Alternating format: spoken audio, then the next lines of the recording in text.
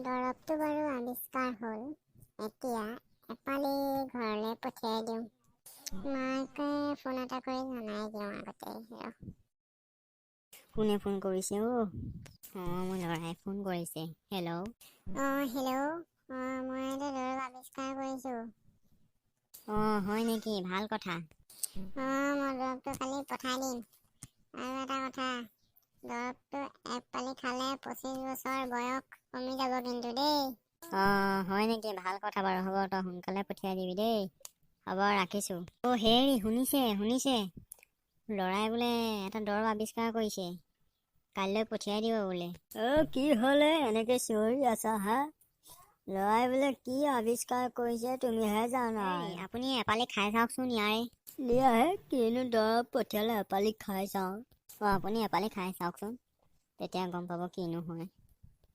খালো, লোৱা। আপুনি দেখোন একেবাৰে সৰু হৈ গ'ল। এখেত নাথাকোতেই মনে মনে আৰু এপালি খাই দিওঁ। হেই, কি কৰিছে? আকৌ এপালি খাইছে যে। মই কি কৰো এতিয়া? মানুহটো এতিয়া কেঁচুৱালে সলনি হৈ গ'ল। সৰ্বনাশ কৰিলে আপুনি। তই আহি পালেহি। ইমান দিনৰ মূৰত আহিলি আজি। মায়ে, মই আহি পালোহি।